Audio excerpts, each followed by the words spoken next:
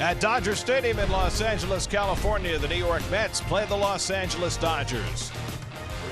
New York Mets baseball on SNY is brought to you by Mazda. Driving matters. By Geico, over 75 years of savings and service. By the Better Network, Verizon. Better matters. By Toyota. The Toyota Time Sales Event ends May 31st. Hurry in today, Toyota. Let's go places. And by Bob's Discount Furniture. Shop in store or online at mybobs.com. Well, the Mets' lone trip of the year to Southern California is coming to an end. The Mets will be surfing off to Denver after the game today. No more Pacific Ocean. Say goodbye to Hollywood. Mets put Southern California in their rearview mirror. A selfie for the road. And a pleasant good evening, everybody, and welcome to Dodger Stadium. Gary Cohen, Ron Darling with you tonight as the Mets wrap up their four-game series against the Dodgers. Mets are 4-3 on this road trip.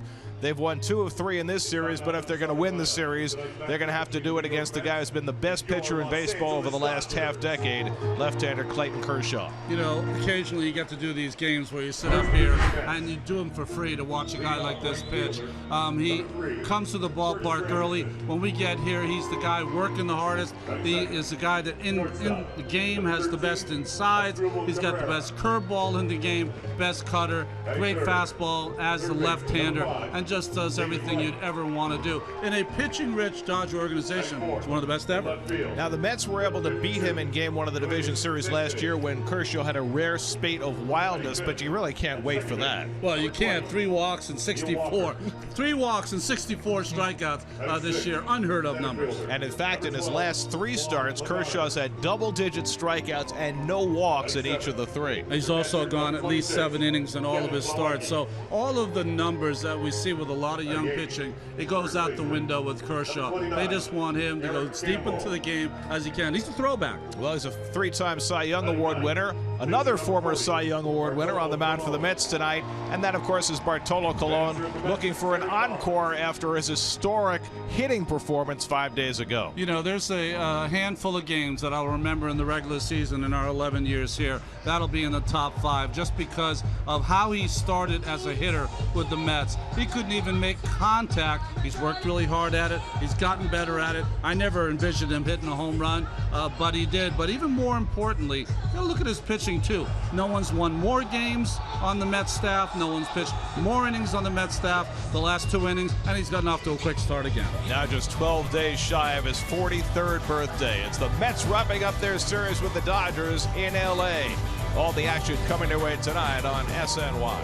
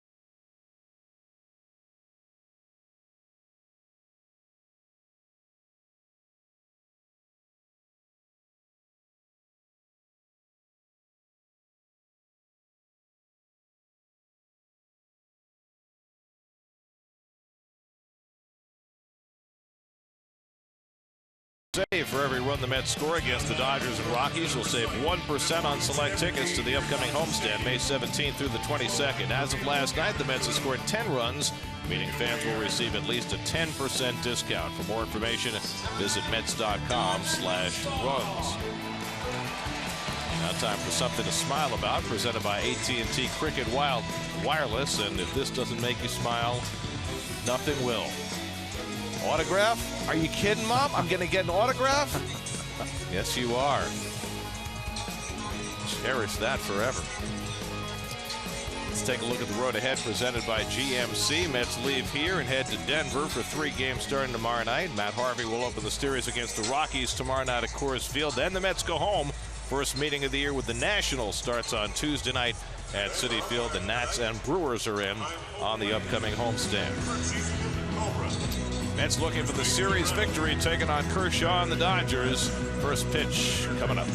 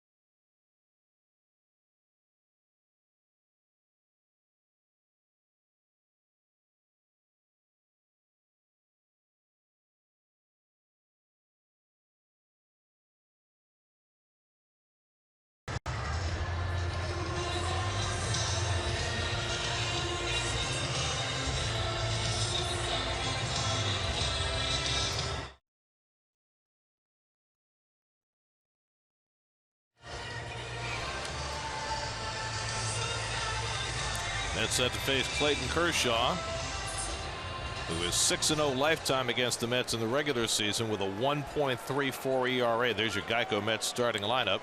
Lucas Duda and Michael Conforto sit tonight against the left-hander. That means starting assignments for Juan Lagares and Eric Campbell. David Wright back in the lineup after a night off last night. Wilmer Flores placed on the disabled list today with a hamstring injury. Mets called up Sean Gilmartin. They have an extra arm in the bullpen. How about that .77 whip by Kershaw so far? 250th big league start tonight. 118-57 on his career. Granderson just 5 hits in his last 40 at bats. His average has shrunk to 205. And Kershaw fires inside, a ball and a strike. That's Dribble Cabrera on deck, and then David Wright. See the shift on against Granderson. And Curtis takes a fastball, strike 1-2. How good has Clayton Kershaw been over the last 5 years? Well, consider this. He's won 3 Cy Youngs, and he's finished in the top 3 in the voting each of the last 5 years. And the curveball strikes out Granderson for the first out of the night. Well, he's coming off 14 strikeouts in his last start, and just a 12-6 breaking ball that left-handers have no chance. He has struck out 10 or more 4 straight starts, which ties a Dodger club record. Hideo Nomo did it. Sandy Koufax did it 5 times. And that's the guy who, when you look at Kershaw and the incredible career that he's had, that he'll always be compared to. Here's Asdrubal Cabrera, and he takes a fastball strike. That he can get in the same conversation is an amazing thing on Kershaw's part. Because really, since Sandy retired after the 1966 season in the prime of his career, nobody has thought to claim that mantle. That's grounded down to third. Justin Turner scoops it up and throws out Cabrera 2 away. Well, the last 5 years of Sandy's career were arguably the most dominant 5-year stretch any pitcher has ever had. And when you compare what Kershaw's done the last 5 years, he compares pretty favorably. I mean, 19 more wins for Sandy, but a lot of that has to do with staying in the game longer, the different days. But the ERA, very comparable. Consider that in Kershaw's 5-year stretch, and include the start of this season in that, his whip is 0.95, under 1 for a 5+ year span. David Wright takes low and in for ball 1. Last year, his teammate Zach Greinke at times outshone him, and that has not happened often in his career. Well, Kershaw got off to a rough start in April, but won 16 games after that. Defensively, behind Kershaw tonight, you see Kike Hernandez in left field, Peterson and Puig. In the infield, Turner's back in there, Seager, Utley, and Gonzalez. And Grandal catching Kershaw. Usually it's A.J. Ellis. David's 0 for 7 in this series. Sat last night, and he pops one foul out play. Very interesting with David Wright. 24 walks, 37 strikeouts. More than half of his plate appearances this year have resulted in either a walk or a strikeout. Well, he really, interestingly enough, for such an older player, he's been around a long time. He epitomizes what baseball's all about now, right? The strikeouts. 1-2, and just missed the corner. 2-2. Yoenis Cespedes waiting on deck. Mets faced Kershaw twice in the division series last year. Beat him in game 1, lost to him in game 4. But if you remember the game 1 start, it was the 7th inning where he walked 3 batters and then left the game that proved to be Kershaw's downfall. Pedro Baez came in, gave up the base hit to David Wright that plated a couple of runs, and the Mets went on to win 3-1. 3-2 coming. And Kershaw, who had not walked a batter in his last 3 starts, walks Wright. It's 25 walks now for David Wright, and the first of the night for Kershaw. Look at the I mean, that's just silly, right? It was 64 strikeouts and 3 walks coming into the game. Well, you mentioned it before, Gary. This is walks in game 1 of the NLDS that did him in here in Los Angeles. Well, before that walk, the last one Kershaw had issued was April 21st to Freddie Freeman. He'd gone 88 straight batters without issuing a walk. And of course, his opposite number tonight, Bartolo Colon, is right behind Kershaw as far as fewest walks allowed. So it's certainly a rarity that Wright is on first base with a base on balls. Here's Cespedes, who has torn up lefties so far this year, 8 for 18 with a couple of home runs. And he swings at the first one and fouls it, and that'll make it back to the seats. David getting no lead at first base. Kershaw's got a good move over there, like he needs it.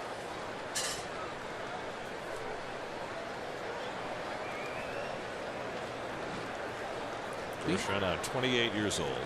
These are the kind of games where it's hard to sustain a long inning against a guy like Kershaw. So you're looking for a team like the Mets that's hit a lot of home runs to jump them a couple of times.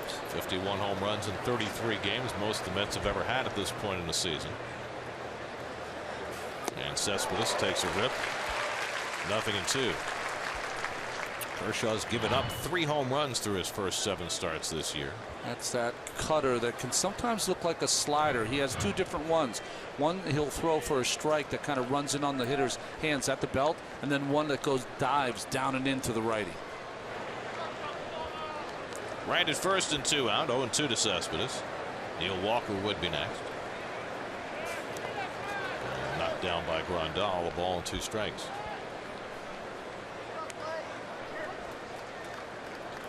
Grandal is a lot better defensive catcher than I thought. When he first came up, I thought he was more of an offensive kind of player, but he really works hard back there. Came out of the University of Miami through the Cincinnati organization. Kershaw with that familiar stretch. And the curveball topped foul. Curveball looks different from anybody else's curve coming out of his hand. He does. It kind of comes off the top of his hand. A lot of guys will pull it down. He kind of flips it over and it comes off the top of his hand, so it almost looks like it goes up before it starts to break down. Optical illusion almost. Maybe. Or maybe it really does.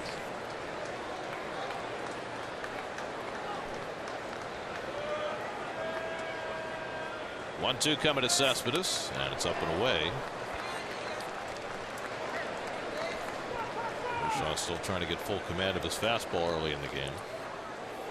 The Mets have a lineup that every person can take you out of the ballpark, so it gets even Kershaw's attention here going to throw his 18th pitch.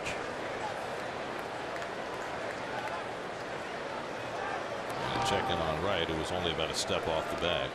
Mets faced Kershaw once in the regular season last year, and it was memorable because it was kind of the nadir of the Mets season. They fielded what seemed like an uncompetitive lineup. Kershaw threw a 3-hit shutout, struck out 11, and it was the next day that the Mets began to retool their roster in late July.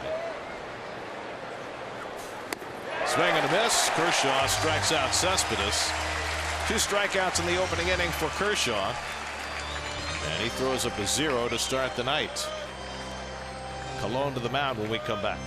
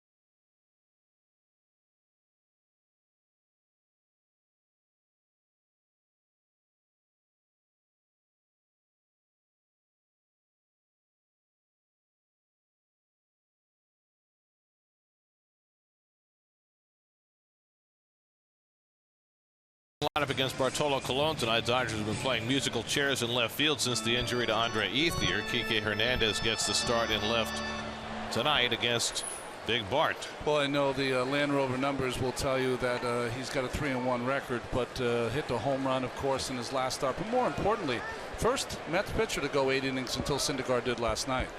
Chase Utley 1 for 10 in this series, and he hits the first pitch into left field for a leadoff hit. So against Colon, who's always in the strike zone, Utley was ready, and that's his 8th hit in 18 career at-bats against Colon. Well, we've seen something common here from the Dodger hitters who have struggled here at Dodger Stadium. We see a lot of left-handed hitters trying to go to left field. The Dodgers have scored 3 runs or fewer in 12 straight home games. including the first 3 games in this series. Here's Corey Seager, 4 for 10 with a couple of doubles in the series so far. And Seager drills one into right for a base hit. Utley will go first to third. So 2 pitches, 2 hits, and the Dodgers are first and third and nobody out. 2 pitches up in the strike zone now by Bart. And both jumped on by the Dodgers. That's got to let Bart know, and the Mets, that they're coming out and going to be aggressive. And boy, you have to be impressed with Seager the last few nights, right? Ball down the middle, but still you got to hit it. And a beautiful swing. Well, we've seen him hit from line to line in this series. So an early scoring chance for the Dodgers. Justin Turner will step in. Turner didn't start last night. He's had an oddly unproductive start to his year. 105 at bats, only 6 runs batted in. He's got a prime RBI chance here. 1 for 6 in this series. And the first pitch slider is fouled off. So 3 hitters all attacking the first pitch. Yeah, I mean, he throws strikes. That's all he throws. The difference between him and Kershaw, who throws strikes also, is Kershaw throws more assortment of pitches. With Bart, you're mostly going to get fastballs, so you have to be ready to go. Good approach. I'm always surprised when teams don't do it.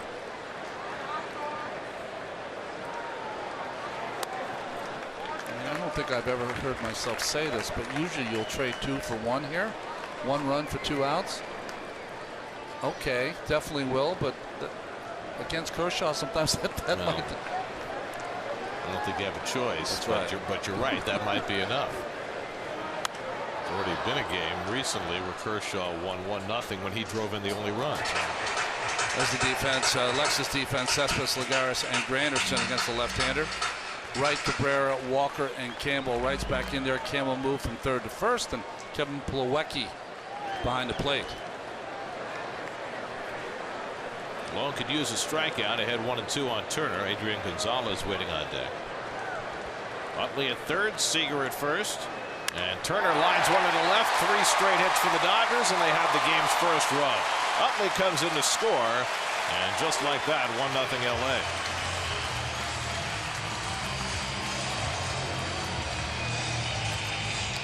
Well, we've seen this happen to Bart before.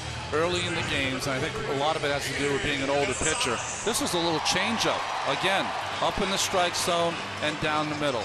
There's 2 things you usually see from Bart. If he's up early, he's going to be in trouble. And 2, when he comes off a 7, 8, 9 inning effort, sometimes he's in trouble rebounding 4 days later. So the Dodgers with a chance to really put the hammer down against Colon in the first inning. 3 straight hits, and now Adrian Gonzalez, who's 4 for 10 in this series. His bat has revived over the last couple of days. And again, Colon is up with the first pitch. See what Gonzalez has done against Colon. So Bart in a big mess, and you'd never know it by his demeanor.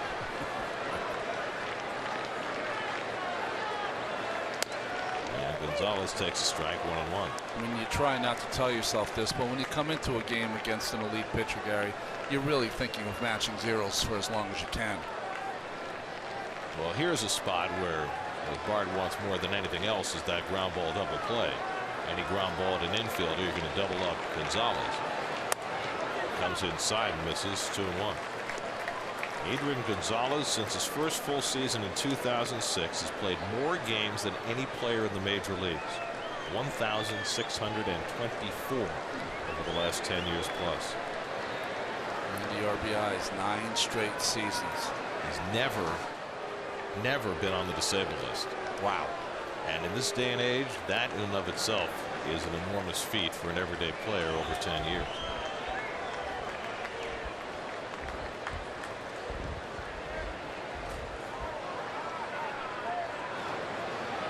2-1 to Gonzalez. Flies one out to right. Granderson coming over hard, and he gets there. And back to second base goes Seager. I don't know if Seager didn't read that ball well, but he should be on third base. Well, I do have to say that Curtis really made that play seem a lot harder than it was. It was up there a long time. but he was in right center, so he had a long way to go. But you're right, Gary. Seager should have played that as a base to base. If it drops in, then he just goes to third. Instead, he was trying to play it halfway, and he doesn't have a lot of speed, but Curtis was in no position for him not to tag and take third base. Well, I mean, teams routinely run on Curtis's arm, so if Seager had the awareness to go back and tag, he would easily have gotten to third. Here's Grandal, first and second, one out. Grandal 2 for 9 in the series, the 2 hits, a double and a home run. And he takes up and away for ball one.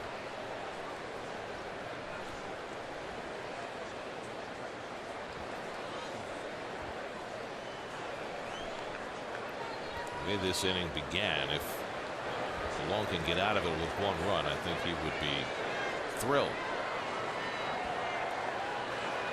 I really think that base running mistake by Seager is a young person's mistake. You don't want to make a mistake instead of being very aggressive. You want to reward the hitter who came up and hit the ball to the right side by taking the extra base. You get the third base with one out and give your team an opportunity to score without a hit.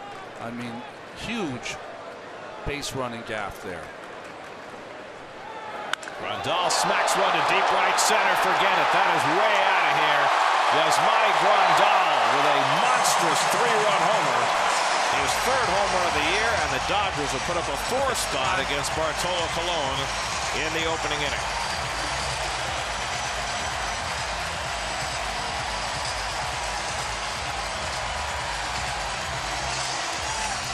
Well, that makes Seager's base running moot.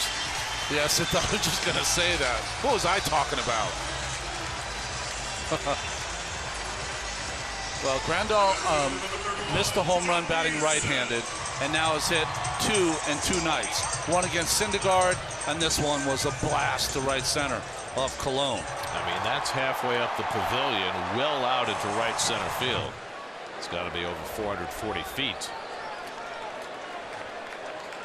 So it's 4-0 LA, not Jock Peterson. Classic left-handed swing, just beautiful ball down. Great follow through. Looked like Roger Maris with that follow through. 9. Yes, exactly. Now, this presents a little bit of a problem now. Okay, the Mets are down. They're facing Kershaw. You could say to yourself they brought a new pitcher up today in Sean Gilmartin. But you're going to Colorado. You don't want to use all your pitchers in this game. So even though Colon looks like he doesn't have it today, you might have to go a little deeper than you'd want him to. David Wright making the play on the right side of the infield, and that's the second out. You know what I'm saying, Gary? Yeah, absolutely. And I think Bart probably knows that. This is not the first time we have seen him ambush in the first inning of Southern California. Remember that game in Anaheim a couple of years ago? That's right. That was hard to believe. That was worse.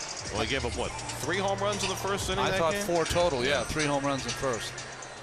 And, of course, for Bart, that was especially troubling because he had won a Cy Young as an Angel. Here's Yasiel Puig, 2 for 12 in the series, and he pops one foul. Another one swinging at first pitch.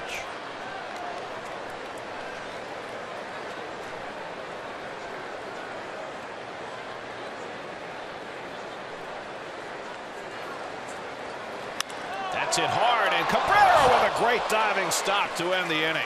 That ball was tailing away from his dribble, and he was able to reel it in to get Colon through the first. But the Dodgers put up a 4 spot and lead 4-0 after 1.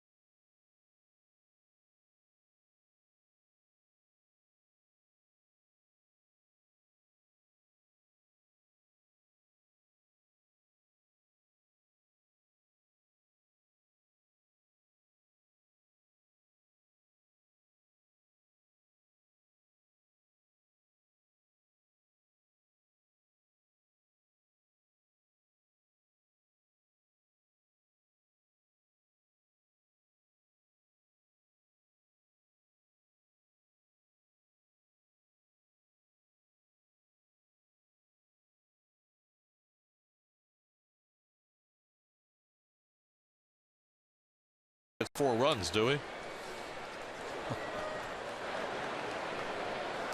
Clayton Kershaw struck out a pair and a hitless first. Bartolo Colon not as fortunate. Gives up 3 straight hits and then a 3-run homer to Grandal, and so Kershaw with a cornucopia of runs to work with. Neil Walker leads off. First time in 13 games that the Dodgers have scored more than 3 runs in a home game, and they do it with their ace on the mound. Well, look at that. Never lost. Never. When the Dodgers have scored 4. Never. I mean, Tim Hudson had that great record, right, when he got 4. He was like at least had 4 losses. Exactly. He's never lost. No, there's always got to be a first time. Wow. That start we were talking about with Colon and Los Angeles, Anaheim, 5 innings pitched, 11 hits, 9 runs, and 4 home runs. Neil Walker pops one foul. Let's check in with Steve Gelb. Steve? Gary, we spoke with a lot of the players in today's starting lineup for the Mets just to get a feel for what they think separates Clayton Kershaw from the rest. And basically, they all had different answers, which shows you just how dangerous of a guy he is. Neil Walker, for one, said for him, it's the delivery. He's got such a funky delivery from the left side. Most guys come from a 3/4 angle, but Kershaw comes over the top, gives the ball that extra down movement, and from the right side, as Walker is right now, says you can really pound you in on the hands with those down and in pitches. You know, Steve, to add what you're saying, Clayton does something that no other pitcher I've ever seen does. He hovers that right foot at the very bottom of his windup, hovered down there, and that's the delay and kick that really makes it difficult for the hitters to pick up. Strikes out Walker with a slider. So 3 strikeouts in the first 5 batters for Kershaw. I mean, it's so unique. He's able to stop with that foot maybe 6 inches off the ground and then proceed to throw. So it's almost like it's coming. No, wait a minute. Now it's coming. So that deception added to great stuff, added to huge insides. I mean, that can go on and on. Now Juan Lagares hitting .304 against lefties so far this year. And he swings at the first one and flies it to shallow left center. In comes Hernandez, and there are 2 out. I've never seen anyone do this before. It takes such great balance, and he's such a big man. So once he lifts that big leg kick, watch that right foot. Just hover, stop. And then he proceeds to the plate. That is the deception that he has that no other pitcher who's ever played the game has ever done. The only thing I could closely compare it to would be what Rob Nen used to do. He'd bounce that front foot. That's right. Which would throw off the hitter's timing, but it's got to be so much more difficult to not put that foot down and have it dangle like that. Well, you know how strong you have to be to have that kind of balance. So not only, you know, does he have his great stuff, but he has the balance that very few pitchers have. Milwaukee takes a curveball for a strike, and it's 0-2. For you kids at home, try it right now. Try the windup, and then it's about to throw. Hold your foot down there for a second. Impossible to do, or very hard to do. Not for Clayton. Well, it's going to be especially hard for the kids to do when they're in bed. Oh, are they in bed now? Yeah, well, I know I was in bed as a kid. Kids stay up a little later now there. So maybe the older kids. Older kids, okay, for whom, you know, the semester may have just ended. That's right. That's right. 0-2 to Plawecki, and he struck him out with a slider.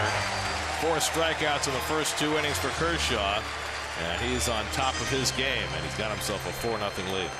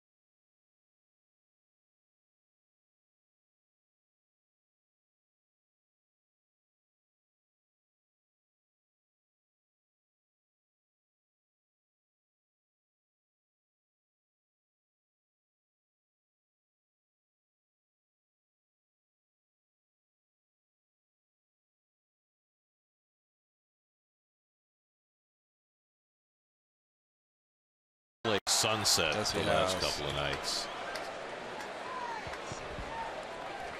Well, we figured we'd bring you some LA factoids.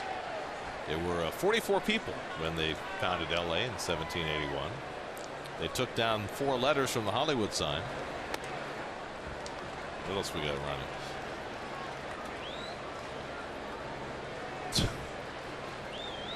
LA and San Francisco moving closer together. The San Andreas Fault.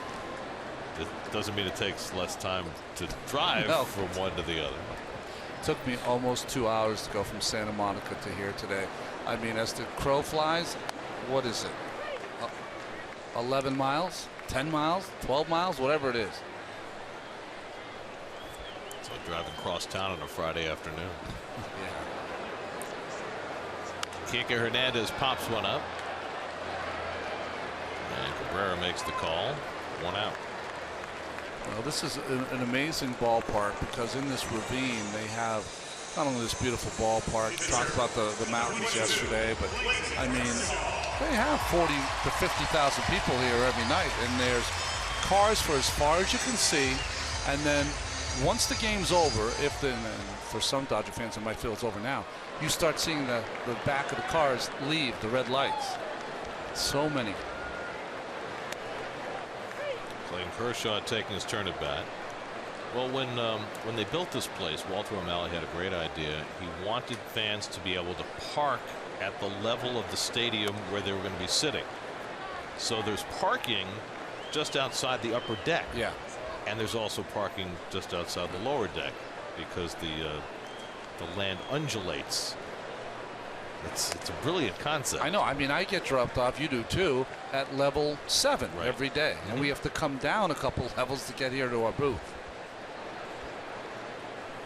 Kershaw 4 hits this year, a couple of RBIs. Fouls one off, 2-2. That's what it looks like from above. Parking as far as the eye can see, and right next to downtown, which is an amazing thing that they were able to acquire this land for as little as they did, given the proximity to downtown LA. Well, they wanted a ball team here, and they knew what they were doing. Dodgers might have cheated a couple of shepherds. Well, you know, it's Chinatown. But this was a goat pasture. Speed drilled foul. Well, it's hard to believe because it looks so good, but this is the 3rd oldest stadium in use in the major leagues. It's right next to Griffith Park, which is one of the greatest places to play golf. There's 36 holes, hike. There's a zoo there. 3-2 coming, and Kershaw strikes out on the fastball. First strikeout of the night for Cologne. You saw that graphic. Most of the oldest ones are here in California. It makes sense because of the nice weather. Well, how about you compare this to the one in Oakland? Right? There's no comparison because this stadium was privately owned and privately maintained, and they've done an amazing job of keeping it pristine for over 50 years. I would have to say, though, when I played in Oakland before they put up the football part of the stadium, Mount Davis. Yes, Mount Davis. It was a beautiful place to play. Flowers in the left field and left center and right center field. But you didn't have the sewage issues that they of course contend with no, now. No, it was prime time then. Utley smacks one to deep right field. Granderson takes a look, and that's gone. Chase Utley's 2nd home run of the year. And the Dodgers' 2nd home run of the night. And Cologne being smacked around. It's 5-0 LA.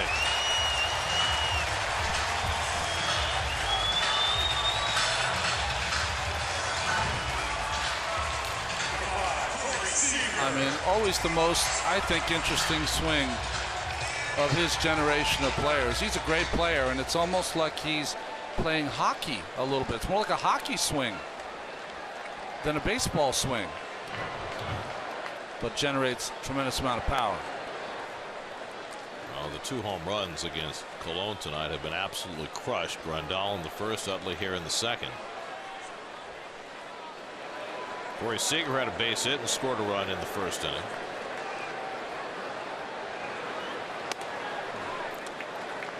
It was that cutter that we saw a couple of starts ago that Colon said he didn't throw because he used to hurt his arm, but he used it a couple of times in one start. Tried it there, still upstairs. Used that against the Braves when he threw those 8 scoreless innings. Freddie Freeman he used it against.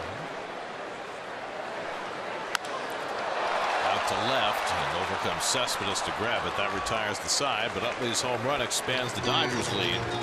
Colon taking it on the chin, 5-0 after 2.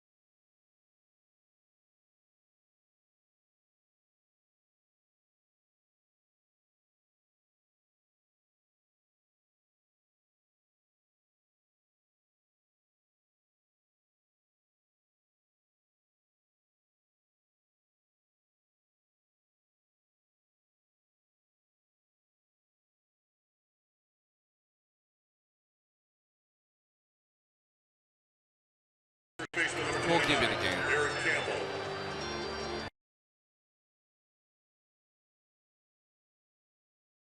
He must have had the Abe Lincoln look working there for a while. Clayton Kershaw in the flesh.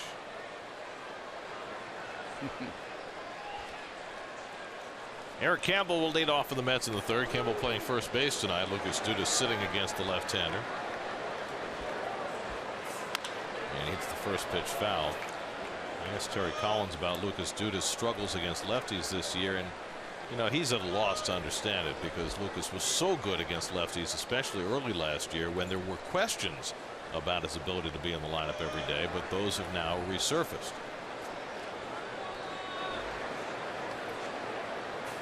Best Terry could do was to say, well, we really haven't faced very many lefties early in the year. Well, this is my opinion. It has nothing to do with Terry. Just my opinion. This is where Lucas is from, Southern California. Going against one of the elite pitchers in the game.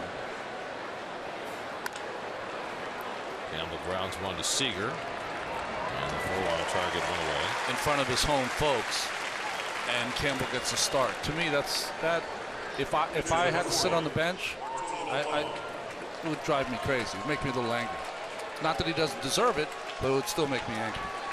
Well, now Colon gets his first turn of the night.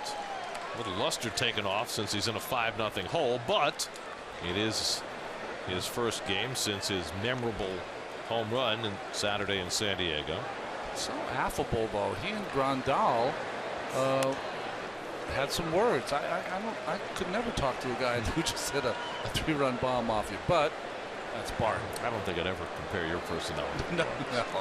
I wish I had more Bart's personality, to tell you the truth. So Bart is lying in wait. Kershaw throws a couple of pitches, neither of which Colon had any intention of swinging at, just like he did against James Shields. Perhaps he'll go the entire at bat without taking his bat off the shoulder.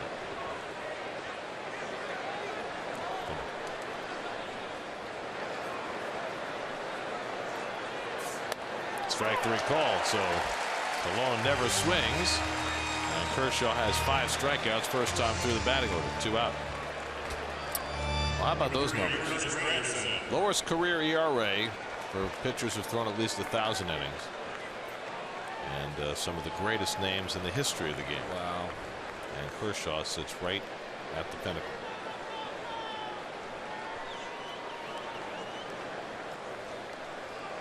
I mean, unprecedented ERA numbers.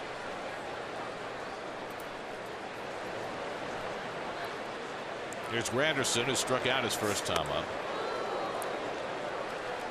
Pedro rank in there. He's got to be fairly close with the amazing years he had.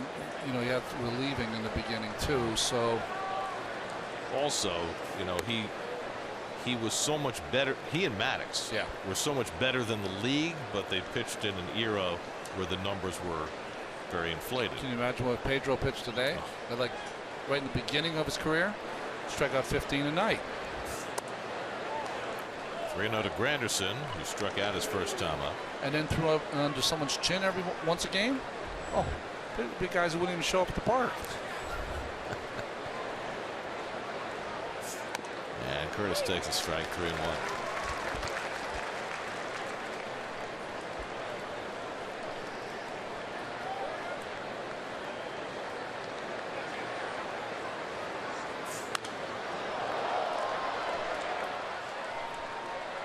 MLB.TV Premium is the #1 live streaming sports service. Watch every out-of-market game live in HD on over 400 supported devices. MLB.TV Premium includes a free subscription to At Bat Premium, the #1 app for live baseball. Blackout and other restrictions apply. Visit MLB.TV for details. 3-2 to Granderson with 2 out. And Curtis grounds one into the shift. And Utley there to make the play. Side retired. Pitcher on top of his game. 3 hitless innings for Kershaw.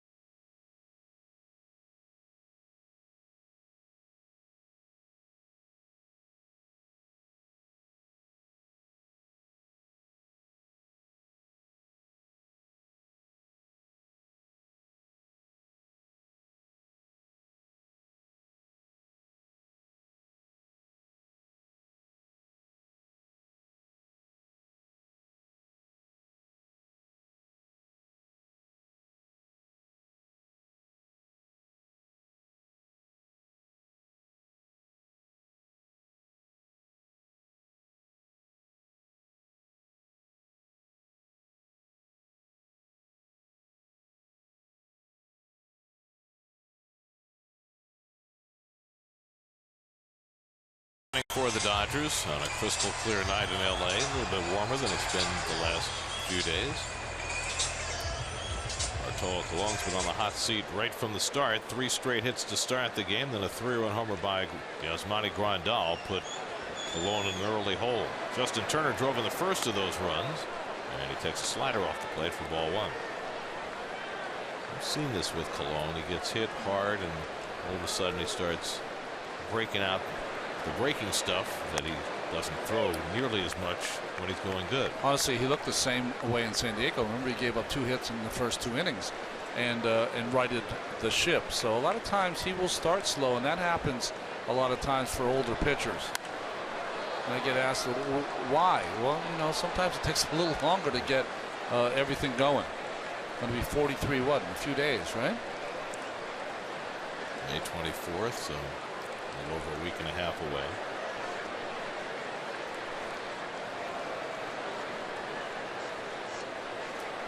And Turner goes down swinging. Second strikeout for Colon. 1 down in the 3rd. Time for greater coverage of baseball, brought to you by T-Mobile. Now the Mets head to Colorado after the game today. Nolan Arenado with a go-ahead home run for the Rockies yesterday. Leads the National League with 13. And then the big series with the Nationals at Citi Field, and then the Brewers come in. There's Adrian Gonzalez, who flied to right his first time up. So I remember James Shields was a little perturbed after he gave up the home run to Colon in San Diego. Well, he seems to have responded well. He threw 7 scoreless innings tonight against Milwaukee. That's drilled into right field, a base hit for Gonzalez.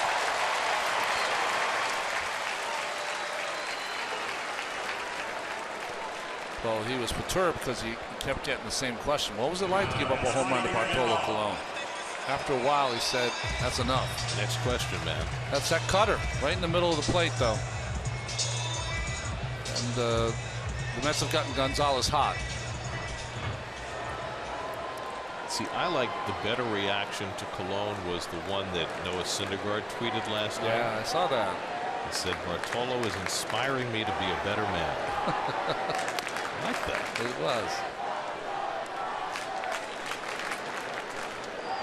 Yasmani Grandal hit a big 3-run homer his first time up. Well, I mean, starting with Colon, the Mets pitchers were on a ridiculous roll of hitting. Even if Bart's pitching is not up to snuff so far tonight. That's the tweet of the game, brought to you by Toyota. Inspiring me to be a better man. So Pearl Jam in there. If you look at Colon's home run, Syndergaard's 2 homers, Harvey's double, Matz's double, the Met pitching staff has 5 extra base hits in the last 5 games. You know how rare that is? The last team to do that, to get 5 extra base hits in a span of 5 games from their pitchers, the 1963 Washington Senators, who had only 8 extra base hits from their pitchers the entire season, but they had 5 in a 5-game span. They got hot at the same time. Right. Remember, though, as we can see tonight, pitching first, hitting second. Grandal flies one out to left center. This one's playable for Lagares. And that's the second out. Or as Terry Collins said today, I asked him, you know, are you less likely to bunt in regular bunting situations for their pitchers when they're going like this? He said, remember, they're good hitting pitchers. They're not good hitters. Well, I don't know if you Important can say that distinction. about Syndergaard, to tell you the truth, but I know what he's saying. There was an old series of kids' baseball books, and I've completely forgotten the name of the books or the author, but there was a character named Russell Poole. And Russell Poole was a great pitcher and a great hitter, and they called him, when he was pitching, they called him Poole the Jewel, and when he was hitting, they called him Russell the Muscle. And that's what Syndergaard appears to be. Oh, a Colon-esque losing of the helmet for Jock Peterson. Yeah, that would not go over well with me if I was on the mound. I mean, you've given up 5 points already. Hellacious swing by Peterson on the first pitch. His next pitch, he would be on his fanny. Would not go over well at all. You can take as many big cuts as you want, but not like that.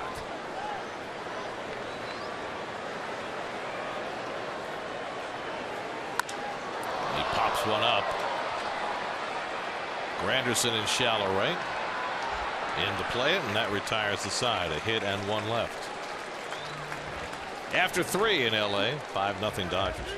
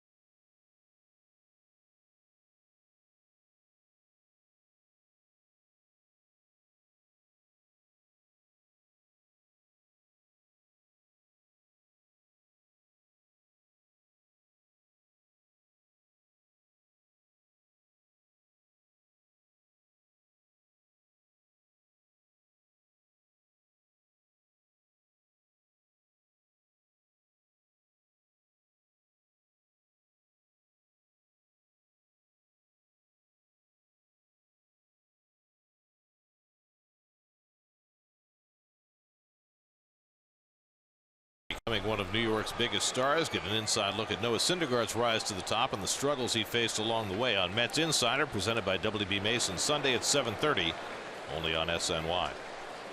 As Dribble Cabrera leads off the fourth against Clayton Kershaw, who has yet to allow a hit. It's about one base runner in the first 3 innings. A walk to David Wright in the first. Kershaw has struck out 5. He got Cabrera on a ground ball to third his first time up.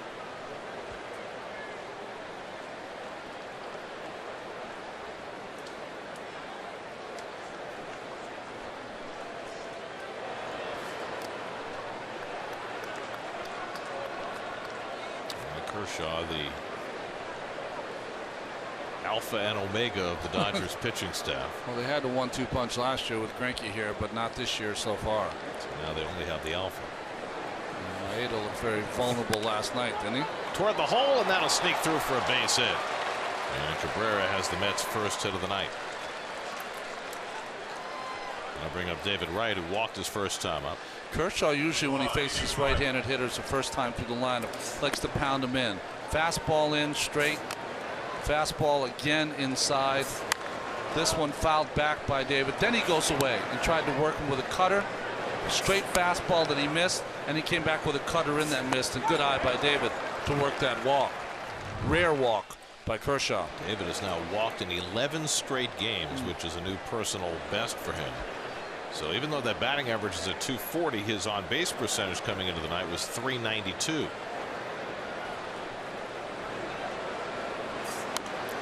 David attacks that first pitch fastball and fouls it back.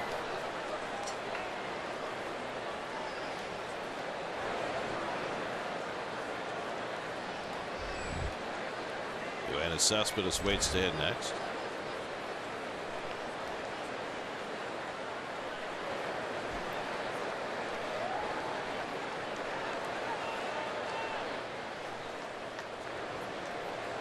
Funny to have a throw over with a 5-0 game. Doesn't seem to make any sense. Especially with a guy who does not steal bases aboard at first.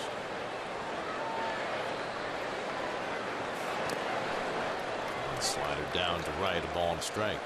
So we always think of Kershaw as a big strikeout guy, right? He's like Syndergaard. He's been a power pitcher his whole career. He has worked himself to a place where he has a slide step to the plate. No one can steal bases, or practically no one, against Kershaw unless you just try to guess. No leg kick, just straight to the plate with that right front foot. Well, the ability to hold runners is something that often comes to pitchers as their career progresses. I was interested in reading about Bartolo Colon and how much difficulty he had early in his career holding runners, and now he's one of the best in the game. Well, in those days, you know, he was generating 95 plus too.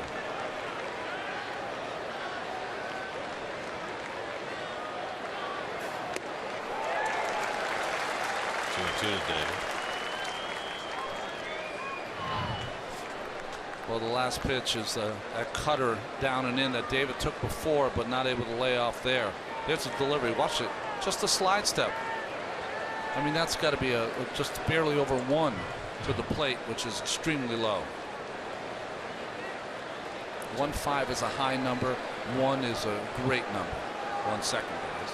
Almost like he just falls toward home plate.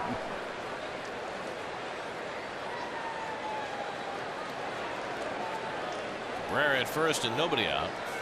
And Wright lays off, and he runs the count full. So David with 2 long at bats here against Kershaw. Drew the walk the first time up. And Cespedes to follow. You have to figure David's going to get a fastball here.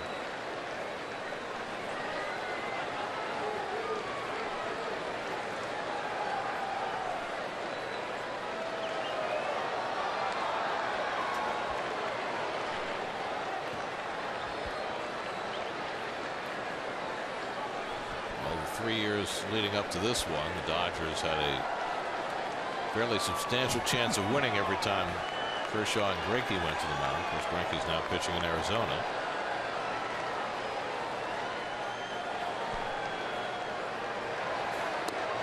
And Kershaw strikes out right for the first out of the inning. 6 strikeouts now for Kershaw.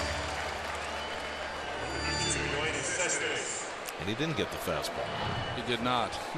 Got the cutter again. And the bottom drops out of it. I think you're right. I think David thought he was going to get a fastball too. So now Cespedes, who struck out his first time up.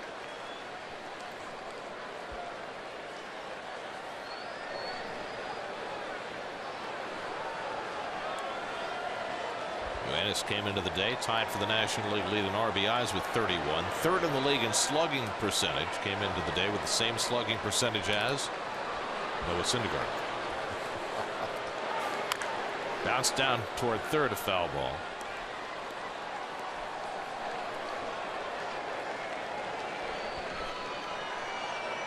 Well, whatever category you want to check out, Kershaw is sitting at or near the top. Well, we failed to mention yesterday, we had all that talk about Noah and Walt Terrell. It was Walt's 58th birthday yesterday. I trust he enjoyed that.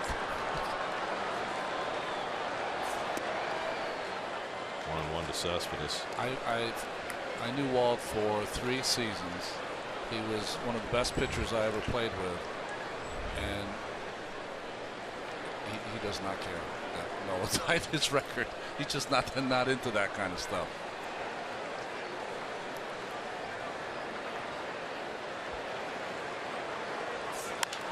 Hit toward the middle. Seager gets over. The flip to Utley and the high throw. Gonzalez stays on the bag for the 6-4-3 double play. That gets Kershaw through the top of the 4th. Still 5-0 LA.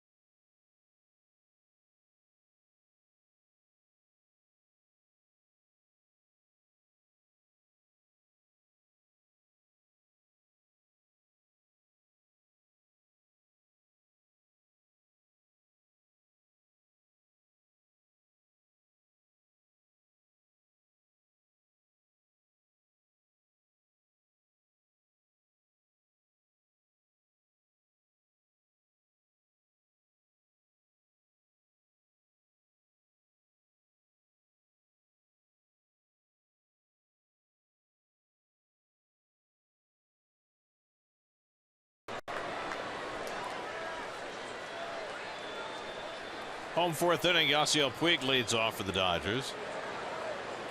Puig was robbed of a hit his first time up. A diving catch of a line drive by Asdrubal Cabrera. Puig is just 2 for 13 in this series, but he has hit some balls well that have resulted in outs. And Colon tries to tease him with a slider, and it's 2-0.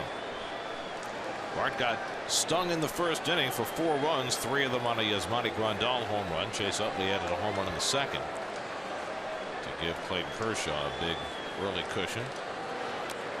3 straight sliders. I don't know if I've ever seen Bartolo throw 3 straight sliders. It's almost as unusual as seeing a pitcher throwing 6 straight sliders last night. Yeah. Swinging 3-0, and Puig pops one up. And that'll come back out of play. By the way, Pilecki had no idea where that ball was. I was wondering why he didn't run after it.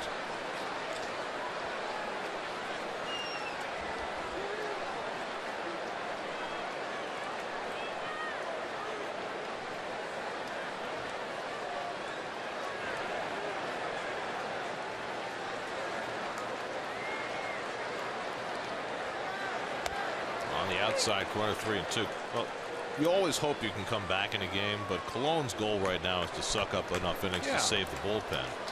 You mentioned the Mets called up Sean Gilmartin today, but he threw over 90 pitches on Sunday for Vegas. 3-2 coming. That's it. Back to Colon. He snares it on a short hop and throws out Puig like it's nothing.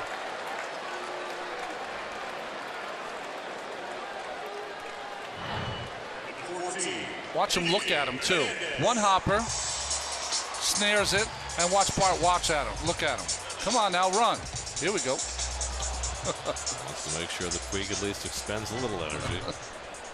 That's another hard hit ball by Puig that results in an out. He's had more than his share. We saw him head in hands earlier in the series, sitting in that dugout after an out. If he continues to hit the ball like that, he'll be fine. His plate discipline's been a lot better than we've seen it in the past. He seems to be in a better mood today. Maybe it's because of the fishing video that they showed before the game. That was one of the funniest things I've ever seen. They showed Adrian Gonzalez and Puig, and who else was on the trip? I don't know, but someone asked Puig if he's ever been fishing before. And he said, came over in a boat, remember? Down to third. David Wright with the overhand throw, and he gets Hernandez. First time we've seen David throw tonight, and showing off that his arm angle can stay up. Tonight's Twisted but True Fact brought to you by Twisted Tea, the hard iced tea that tastes like real iced tea. Well, they compared the final quarter mile for the Kentucky Derby winner to Bart's home run trot, and Nyquist won. But only by a little. Just by a little. Now remember, Puig also said, he said, I came on a boat from Cuba. Hello. You know what I mean? He was very engaging in that video, which was fun to watch. Kershaw struck out his first time up. Colon gets ahead of him 0-2. Well, he's been an enigma since the day he arrived with the Dodgers. Broke in with such a splash, looked like he was going to be a superstar. Still is on defense.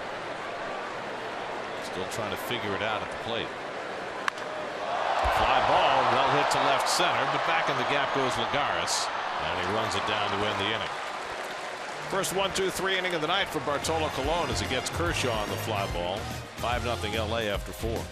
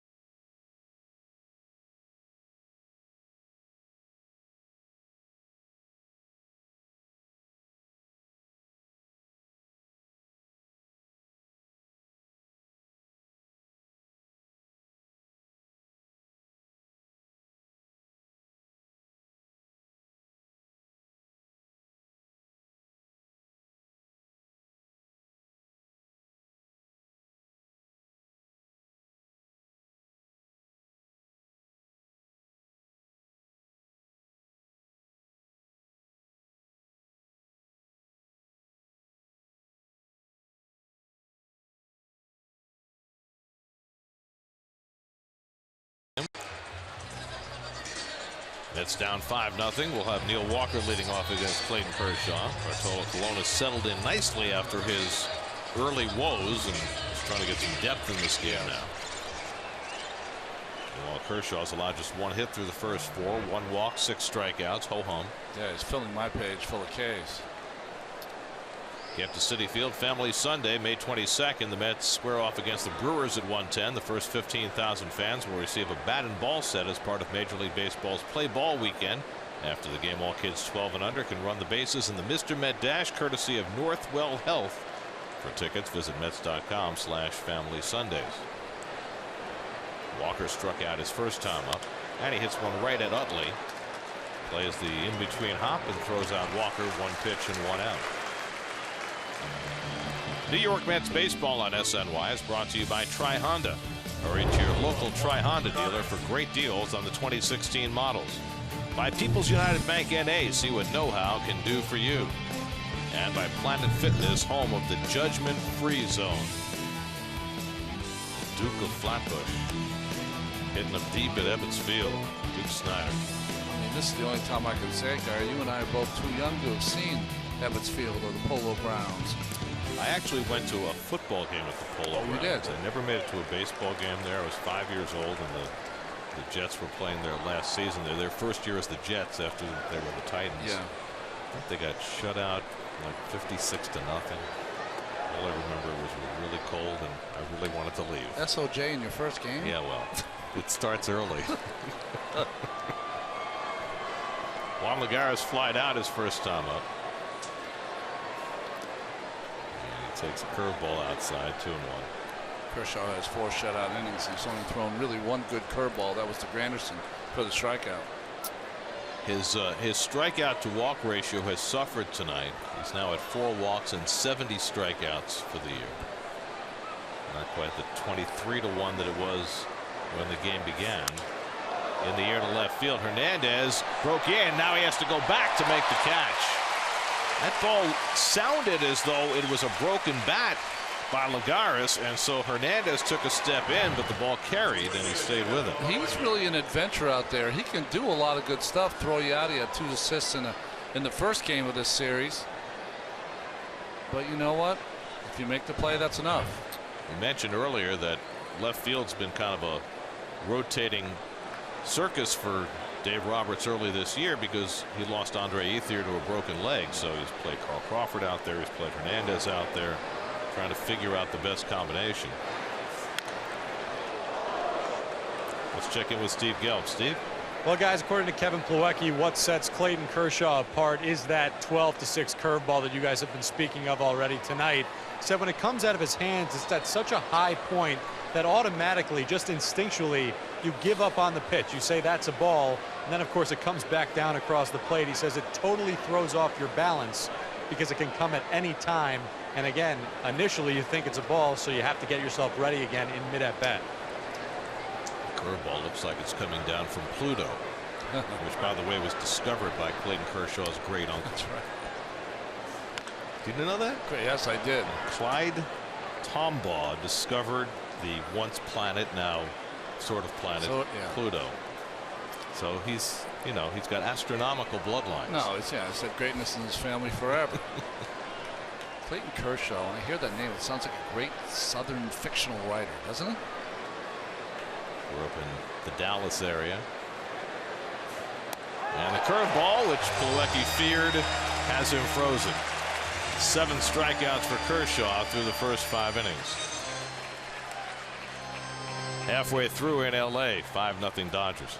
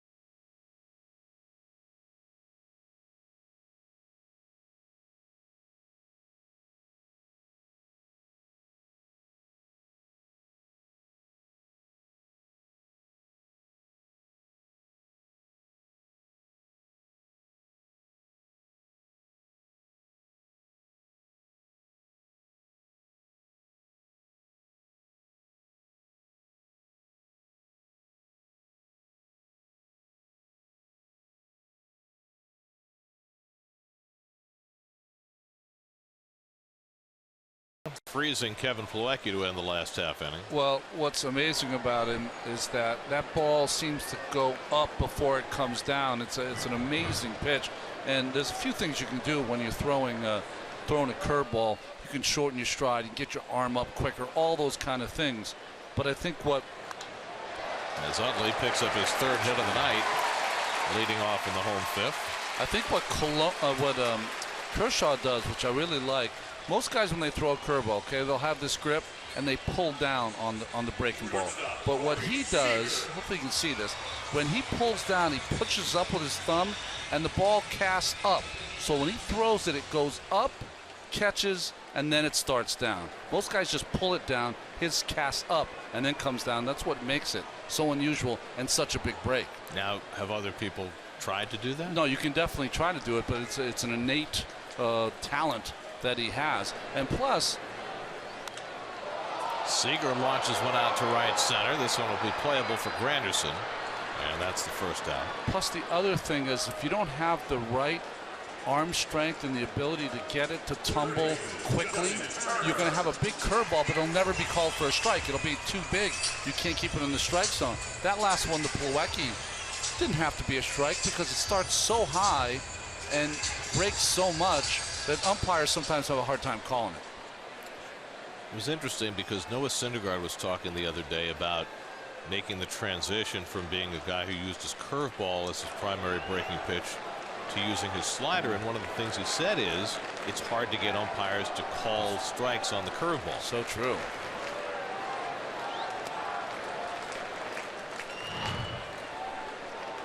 And his arm angle that's about as over the top as you can throw.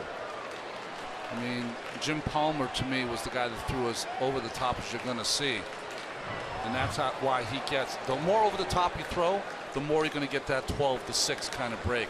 And Noah's right, because when I first came up, I threw a 12-6 breaking ball and I couldn't get a call, so I started to throw a little kind of 2-8 breaking ball that was called all the time.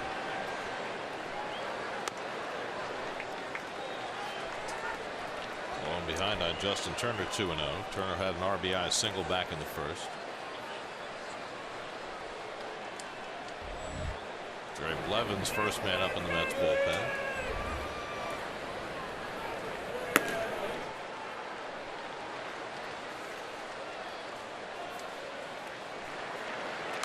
Stallone's pitch count is still low, but he's due a turn at bat in the next half inning, and home run in San Diego notwithstanding. Down 5-0.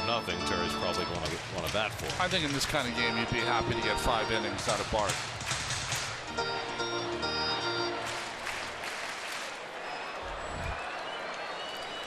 Adrian Gonzalez on deck. Unless the Mets rally, you have to cover only 8 innings tonight.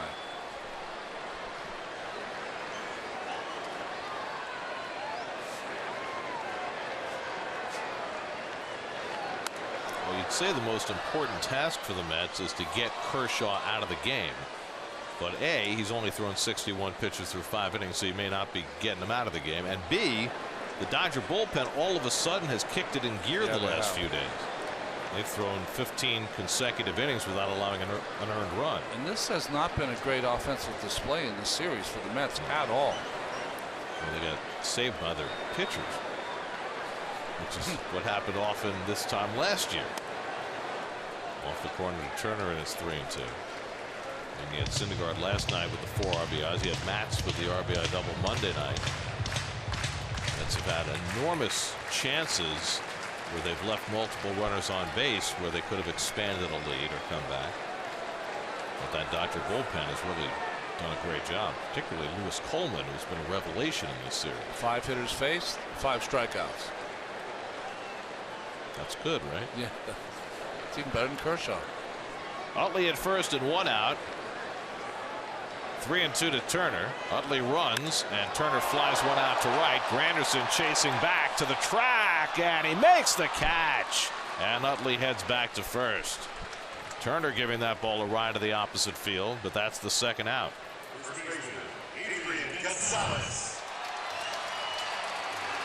Good swing by Turner. I thought the ball was going to carry a little more than that, but nice play by Curtis getting back there. Not a hard play. But that ball did carry a little bit in this Los Angeles night.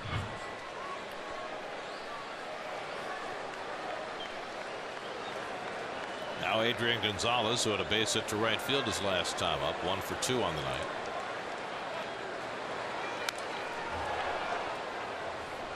Just some hellacious swings. I mean, all game long. Right from the first pitch. Utley swung at the first pitch, got a base hit. Seager swung at the second pitch of the game, got a base hit. And Bart has tried to change it up a little bit with the slider, but he can't throw for a strike. So what can he do? Back to the fastball. Gets it in on Gonzalez, so he pulls it foul beyond the reach of the ball boy. So scary every time the ball goes in the stands.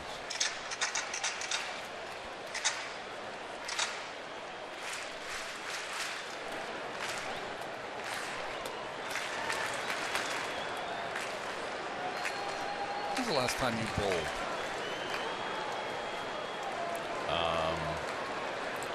A year ago, spring training. Oh, you do? Do you go every year in spring training? Go once? You know, there's that bowling alley in Duffy's. That's right. Not much to do in Port St. Lucie. You know, and if any of the kids are down there, they like to go. They love to go bowling, right? Are you a good bowler? Or? There was a time when I was acceptable. Let's just say that my skills have deteriorated. Are you like Jackie Gleason? You have your own bowling ball in your bag and no. Funny looking shoes.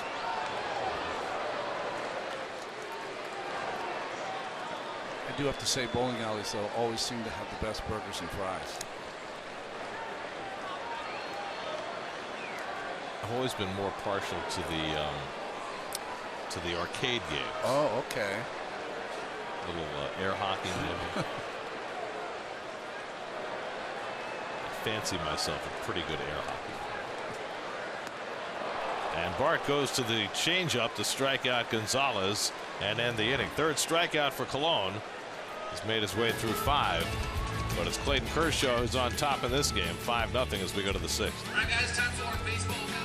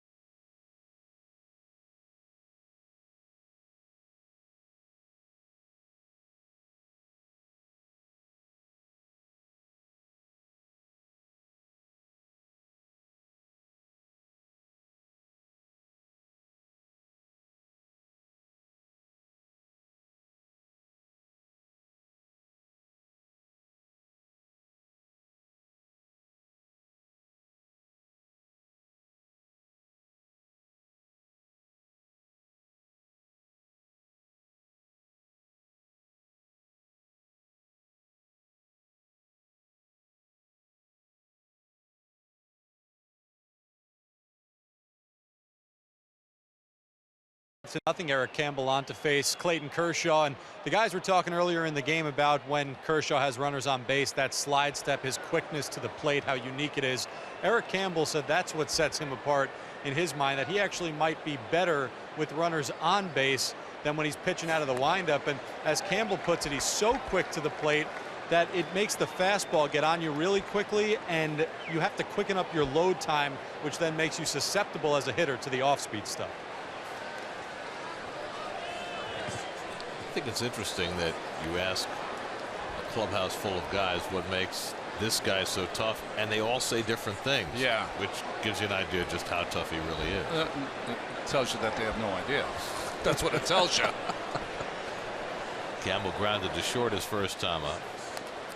I mean, the great pitchers, it's really hard for hitters to talk about because they don't want to, you know. I remember I said to Ryan Sandberg and Keith Hernandez last year somewhere, and I said, boy, you know, so-and-so has an unhittable slider. And they both looked at me like my head had fallen off because they were saying this is unhittable. It's got to cross the plate at some point. That's how hitters think. Doesn't matter how good the pitcher is. Now Alejandro Diaz is going to bat for Bartolo Colon. So Bart is out after 5 innings. Gave up 5 runs and 7 hits. No walks, 3 strikeouts, couple of home runs. But it maybe shows how much respect that players have, that hitters can talk about Kershaw. Because a lot of times hitters don't want to talk about pitchers and how good they are because they don't want to tip their hand. Well, I show think any vulnerability. Right. I think that's it more than anything else. Hitting is such a mind game, and you have to, correct me if I'm wrong, go in with supreme confidence. And if you don't, you're beaten before you step in the batter's box. Absolutely.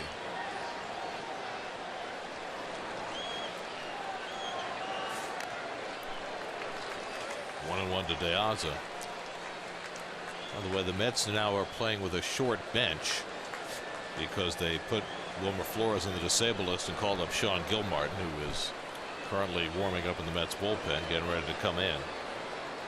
So if the Mets get into the late innings of a close game, and Terry Collins said this has already happened half a dozen times this year, Mets will get their pitchers into spikes and get loose for the possibility they might be called upon to pinch hit. Yeah. And the curveball freezes De Aza for the 8th strikeout of the night for Clayton Kershaw. 2 out and nobody out. Let's check in with Kareth Burke in the studio for a game break brought to you by your local Honda dealers. Right fielder, Curtis Granderson.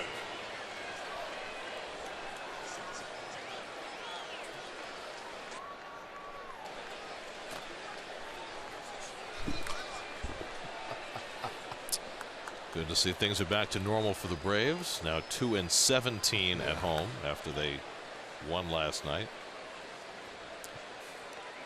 There's some talk there for a while after the Braves left Citi Field that Freddie Gonzalez's job was in trouble, and I don't know how you can hold him accountable. That roster. And then they just traded away one of his starting pitchers. Yeah.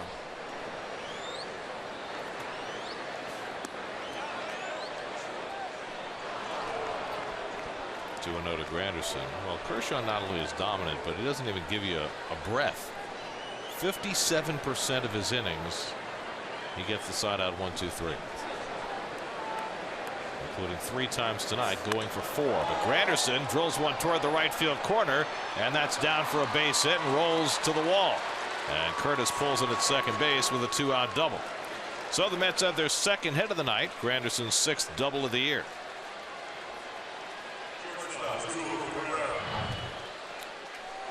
Well, it's so rare that he doesn't hit his spot, and this one, well, it's just a little up, and Curtis didn't miss it. We kind of ran around it out there. He was looking to get that before it hit the wall so he could gun one into second base. That's what he thinks about all the time out there, how he can show off his arm. So the Mets with a runner in scoring position for the first time tonight.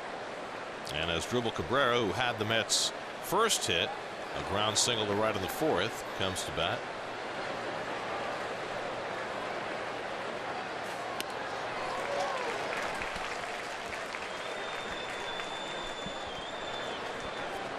Cabrera's hit was just his 2nd in this series, 2 for 14.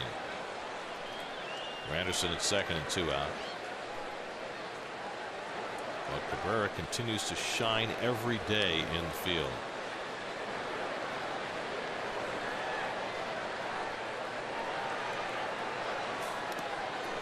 You know what's interesting is that different pitchers get swing and misses in different ways. We watched Noah Syndergaard last night. He can throw a 99-mile-an-hour fastball right down the middle and have hitters swing and miss. But what Kershaw does with that cutter, he gives the illusion that it starts as a strike and it never ends up in the strike zone. That's where he gets a lot of swing and misses, especially against right-handed hitters.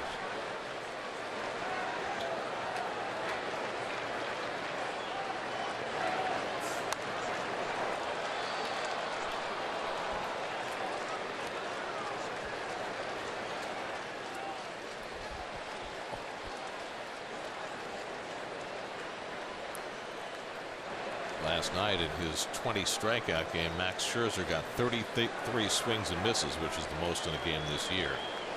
The most for any pitcher in the last 15 years was 35, which Clayton Kershaw did last year. Can't even imagine that in the game. Put in perspective how the game has changed. When Joe DiMaggio won his first MVP in 1931, he hit in 39, sorry, he hit 381. Struck out that year 20 times. Same number that Scherzer got last night. I mean, Tony Gwynn had 5 straight years and never struck out 20 times.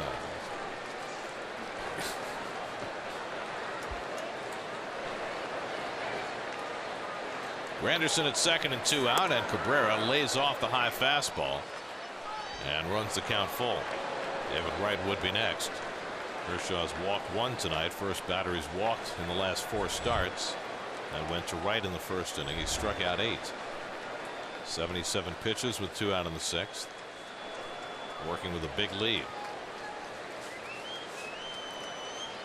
3-2 to Asdrubal.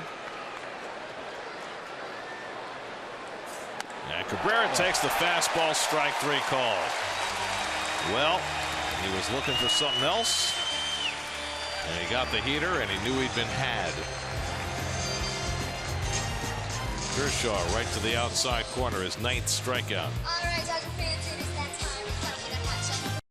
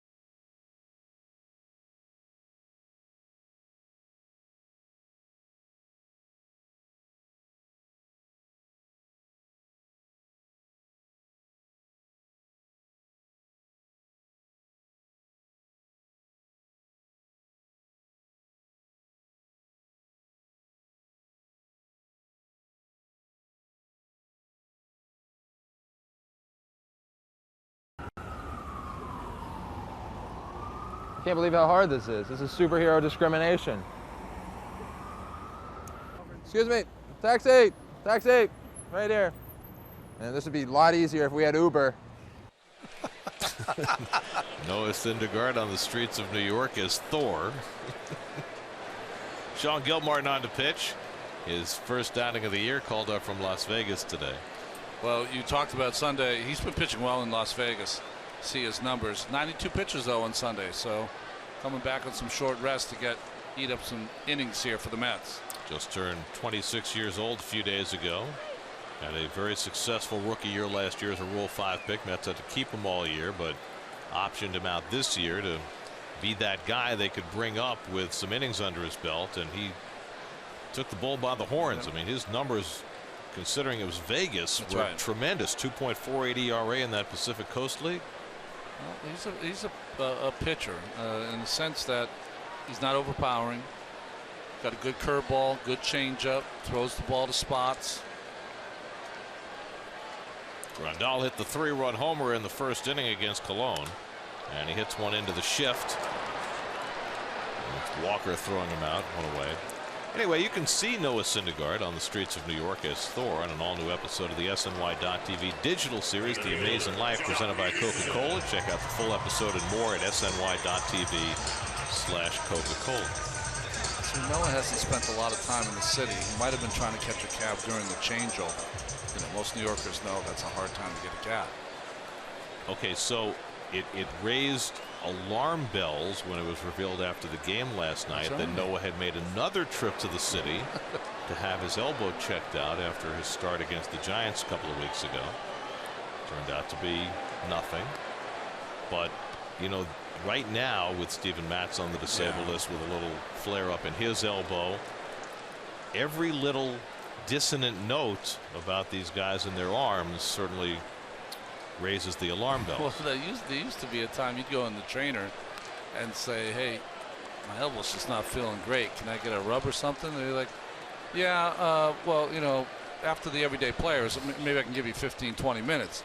Now if you say something, you're going straight to the doctors. And listen, I think I'm all for protecting guys' arms, because unlike everyday players who can maybe get by with an arm being sore, you know, David's arm is a little sore right now.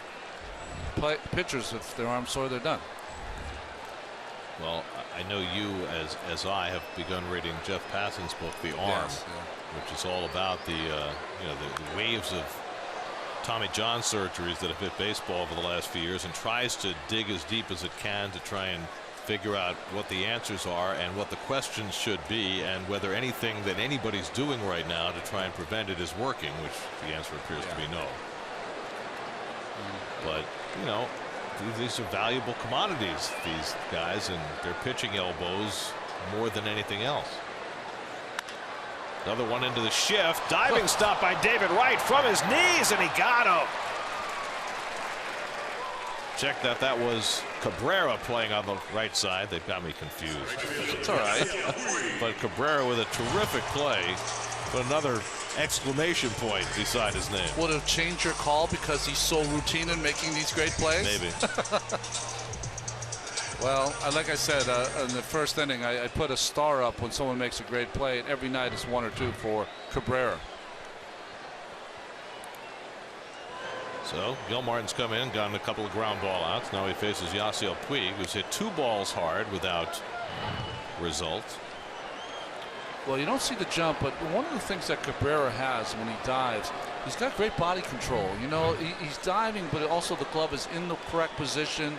He still catches it nice and softly. And what Terry Collins said of him today was his hands are off the charts. Yeah, they are. You know, and I think it's really hard sitting in this seat to describe hands, and I think it's hard for even Keith to describe. You either have them or you don't. You can become a better fielder with hard work, but the guys that are at the top echelon, they've had it since they were 6 years old. We did not swing 2 away. Well, there's one consequence of Sean Gilmartin coming back to the big leagues. Kevin Kierst has to stock the stirrups. That's right. Maybe he carries his own everywhere.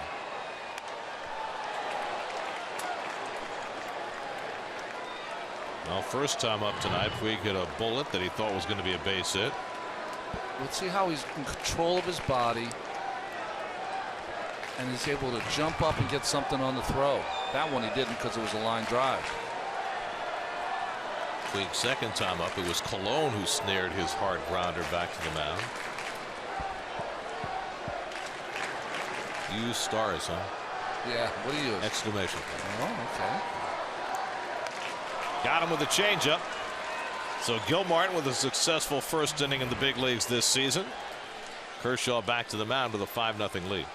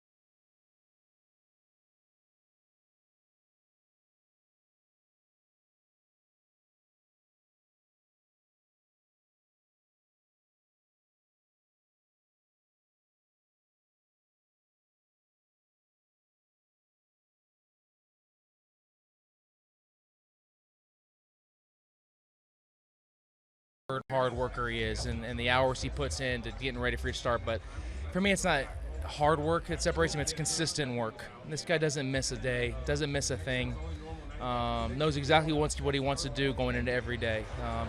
You know, I already know what his tomorrow is going to look like, his day after start, with the amount of poles he's going to run in the outfield, the way he's going to work out in the weight room, what he's going to throw. He doesn't take a day off. He doesn't cut corners, and then he just mentally lives in that 5-day cycle to prepare for each start. David Wright lifts the first one out to right center field. Yasiel Puig has the call. 1 out. Well, it's going to be true of any elite athlete. You not only have to have the talent, but work ethic goes right along with that. Well, A.J. Ellis is one of the smarter guys in the game, and you see all the numbers, of course, not only on the field, off the field. He does a lot of things in Africa and other countries. I mean, he is a poster boy for who you'd want a great player to act like. But and listen, I'm not even on this ball club. I know exactly the pulls he does the day before he does his sprints. I mean, he has it down to a science, and he never misses a day. It's not that easy. Here's Cespedes, who struck out and grounded into a double play. Well, you saw on that graphic Roberto Clemente Award winner, and that's for all the work that he's done in Zambia over in Africa, feeding children, and he's made many trips over there with his wife Ellen. Got that nasty curveball working, and it's 0-2. When the major leaguers went to Cuba this spring, he went too. He wanted to be part of it, and drew a crowd having a catch in the hotel courtyard because he didn't want to miss a day of throwing. And ordinary Cubans who never thought they'd ever have a chance got to watch Clayton Kershaw throwing a baseball and were awed at the sight. See that on the 0-2 pitch, he missed it, and he was angry at himself for whatever mechanical issue he had there to not execute the pitch. So he goes to the curveball. Seager far to his left, and he throws out Cespedes, 2 out.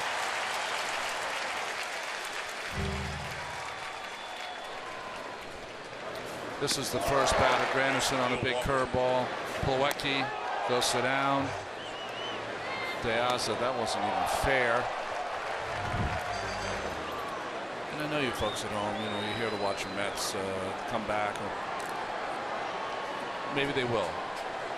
But the whole thing is that every once in a while, I remember when I was a kid, every once in a while, and I grew up in Massachusetts, and the Red Sox would go out to play the Angels. And I would stay up because you had to watch Tanana. You had to watch Ryan. This guy's better. You can't miss a start by this guy if you love the game.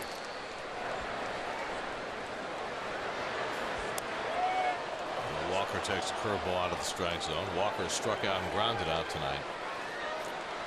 Well, he's the top. I mean, I know Jake Arrieta won the Cy Young last year, but you take the best pitcher of this generation, and it's this guy. Body of work. Tremendous amount of years, tremendous amount of consistency. At some point, Jacob deGrom, Matt Harvey, Noah Syndergaard, this is who they want to be, this guy.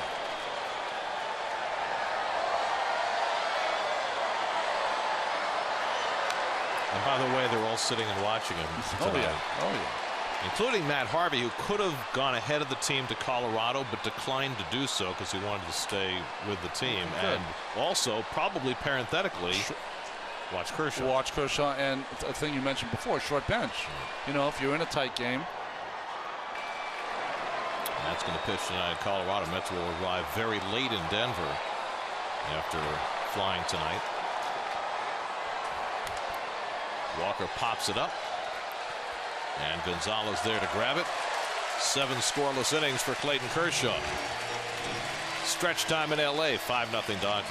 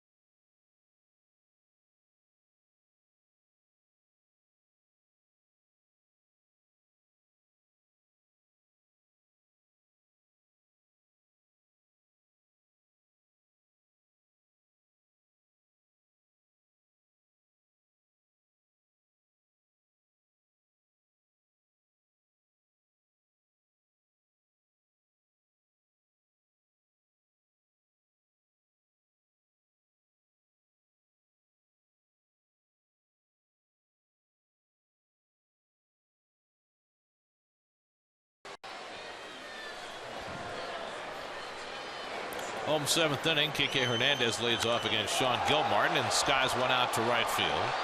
Granderson eases back. 1 pitch and 1 out for Gilmartin in the home 7th. Let's look at tonight's Horizon trivia question. Max Scherzer, 20 strikeouts, set the Nats Expos franchise record. Whose record did he break? I think I know this one. Nats Expos. Oh yeah, I know it is.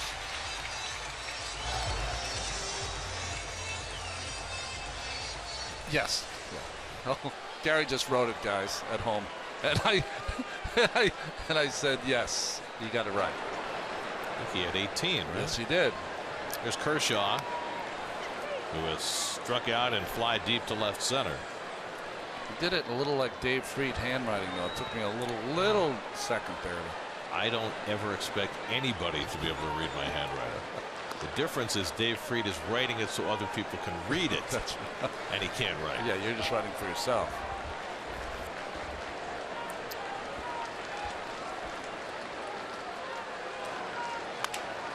Back to Gilmartin. And Gilmartin's retired his first 5 batters. You know our buddy Dave O'Brien, who does the Red Sox games? Yeah, OB. You ever look at his scorecard? I have not. You could look at it right side up or upside down, and you wouldn't be sure which way was right. Really? It's completely incomprehensible. It's like he writes in hieroglyphics. Should have been a doctor. Maybe in another life. 2 out and nobody on. Now Chase Utley is 3 for 3.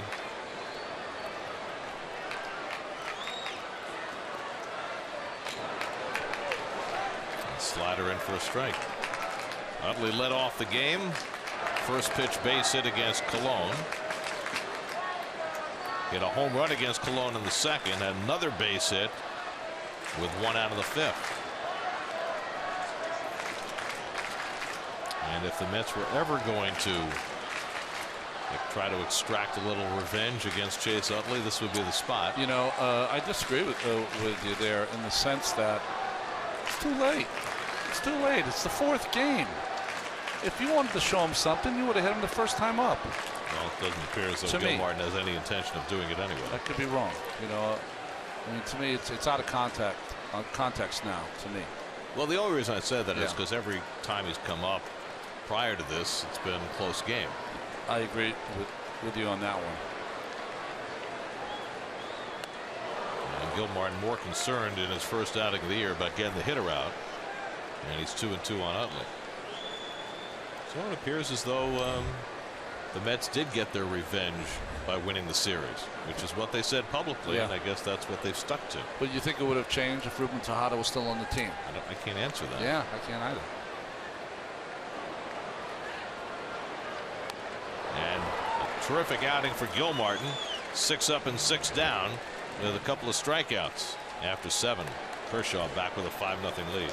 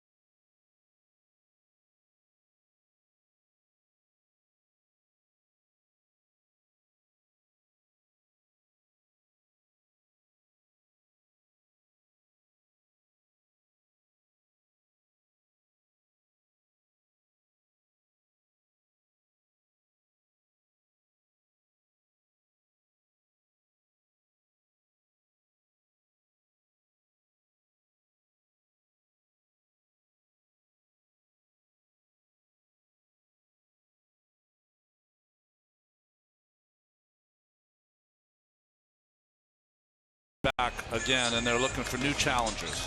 Think you can beat them at Mets Trivia? Audition for the next Beat the Booth from home. For details on how to online video audition for Beat the Booth, check out SNY.TV today.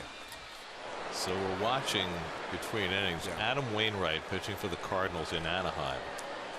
He's in the bottom of the 5th. He's got an 8-7 lead, trying to get his 5 innings in to qualify for a win. It's a little sad to watch, to be honest. Juan Lagares takes a strike from Clayton Kershaw. Well, we've seen it a couple times now. Personally, we've seen Jake Peavy and Matt Cain, elite pitchers of their time, struggle, and now Wainwright has struggled all season long, coming back from that Achilles tendon. 1-1 to Lagares. Well, the good news is he just got through 5. The bad news, he gave up 7 runs. Meanwhile, Zach Greinke's struggling again tonight against the Giants. His ERA is 5.5. Yeah. Matched up against Johnny Cueto in Arizona. Bouncing ball for Seager. And he throws out Lagares 1 away. Let's check in with the studio. Kareth Burke has another game break brought to you by the New York State Smokers Quit Line. Number 26, Kevin Milwaukee.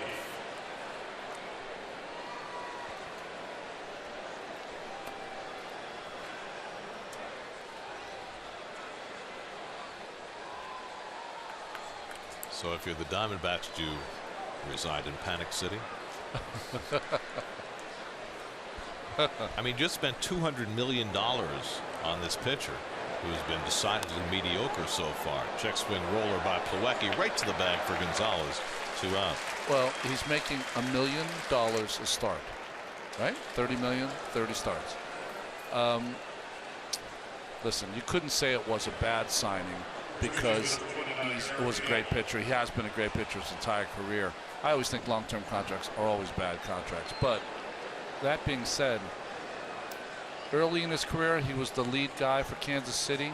I think he really flourished here, being in the shadow of this great pitcher Kershaw, and was able to do his thing out of the spotlight. Kershaw had it all in himself. You know, Zach's a different kind of personality. And now every time he doesn't pitch well, there's 20 people around your locker. What's going on? What's wrong with you? This or that. And it's certainly something that he's never been comfortable with. It's going to be fascinating to see whether he can kick it into gear as the year goes forward. Because that's a tough situation. There's a lot expected from that Arizona team. They lost A.J. Pollock on the eve of the season, which didn't help them. But look what he did as a Dodger. Oh, that's what they paid for. And 2 to Campbell. What's powered about giving big contracts is that you're giving a big contract to someone on what they did, and you expect them to continue to do what they did, and that doesn't always happen. Lucas Duda's out on deck. He'll pinch hit if Campbell can keep the inning going. Well, particularly for pitchers over 30. Yes. I mean, there's a shelf life. There's a window of greatness, and the real great ones like a Kershaw, knock on wood, it's going to be 15 years plus. Uses the slider to strike out Campbell. 5th straight double-digit strikeout game for Kershaw, his 10th of the night.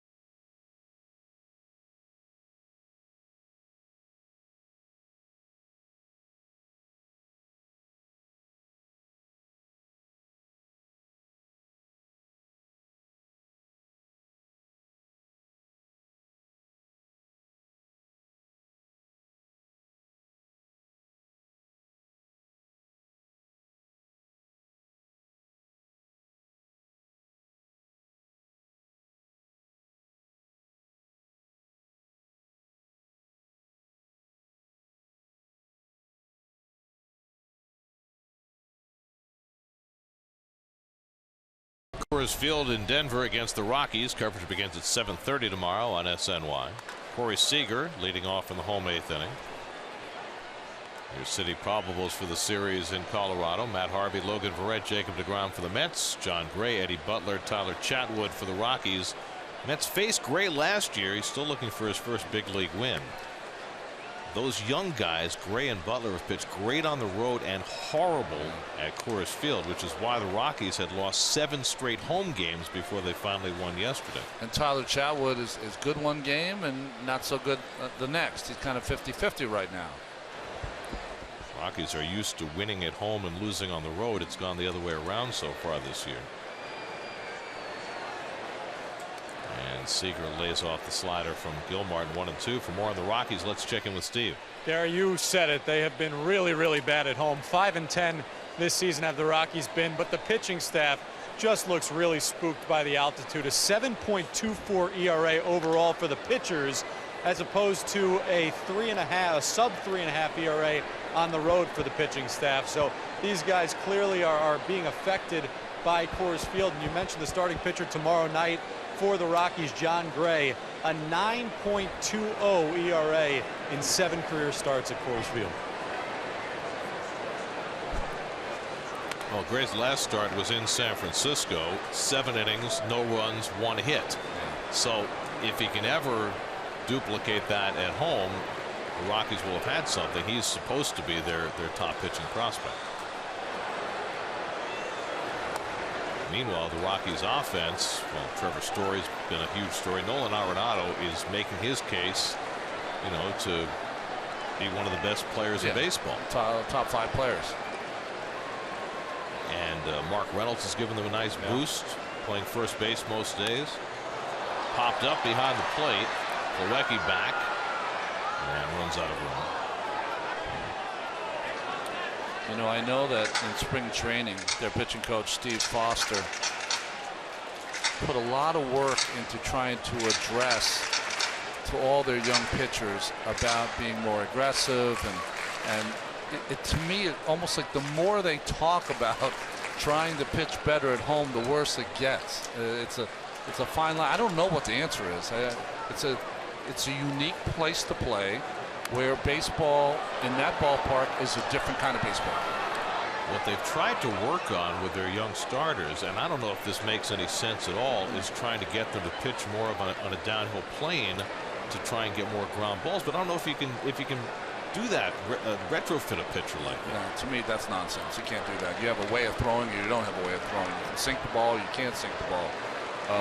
What you could do if you wanted to, you throw the grass high and get sinker ball pitchers like Billy Swift in the day. He had success in Colorado in the 90s.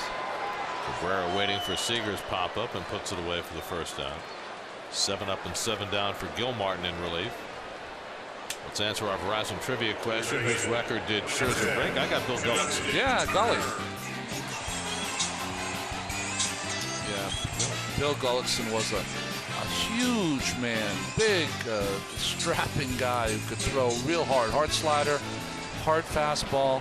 The Expos had such an incredible pitching staff in those days with Charlie Lee and no-hitter Steve Rogers. I mean, they could pitch up and down their rotation. There's Justin Turner taking outside. Scott Sanderson, Bryn Smith, Andy McGaffigan. You can go on and on and on. I know I'm missing.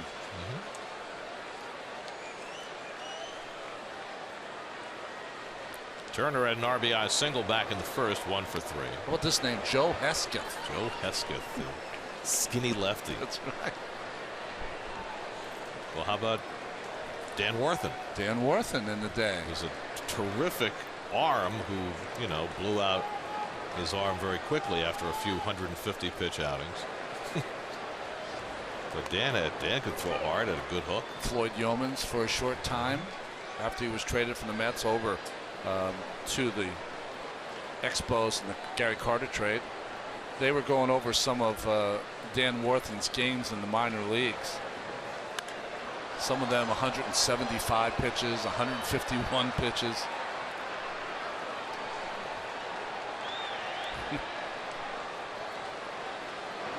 Like most guys, a lot of guys in those days, once you hurt your arm, you were done. And nobody had much concern. No, they didn't. Because if you blew out your arm, there was somebody ready to take your spot, and they didn't have the huge investments in players that they have now. So they were all pretty fungible. Yeah. That's driven to left center field. Lagares will have to play it on a hop. And Turner's got his second hit of the night. First base runner against Gilmartin, who had retired 7 in a row in relief. Turner's hit 3 balls hard now tonight. The fly out to right field and 2 base hits. This one looked like one of the hits from the division series last year. He wore out that left center field gap. Turner had a great series. He had 10 hits in the 5 games, including 6 doubles. DeGrom couldn't get him out. I think he was 5 for 6 against DeGrom in that series. Here's Gonzalez, who's 1 for 3. And the fastball in at the knees for a strike. Bartolo Colon went 5, allowed 5 runs, 7 hits, no walks, 3 strikeouts, 2 home runs. Gilmartin just up from Vegas today and trying to eat up the rest of the innings to leave everybody else in that bullpen fresh going into Colorado.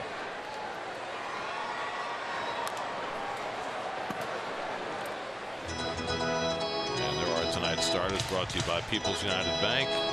Kershaw at the top of his game. He has been spectacular. Yeah, no contest tonight. What did you say? 5 straight times now, 10 strikeouts or more. First time any Dodger has ever done that. There's the red lights we were talking about. Cars are leaving.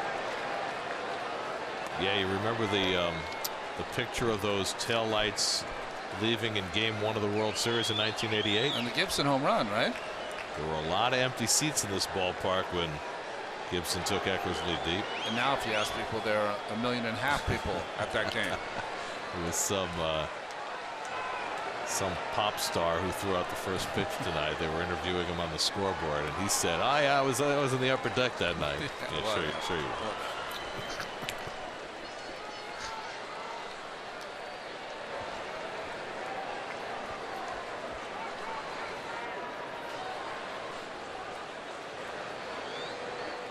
Still can't believe that ball went out of the ballpark, by the way.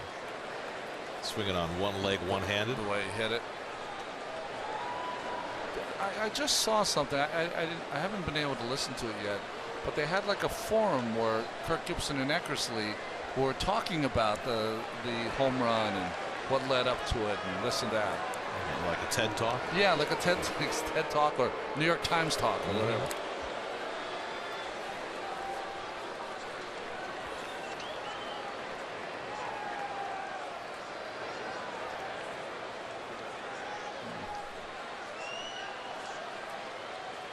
Gonzalez swings and misses at the slider, and Sean Gilmartin has his 3rd strikeout in relief.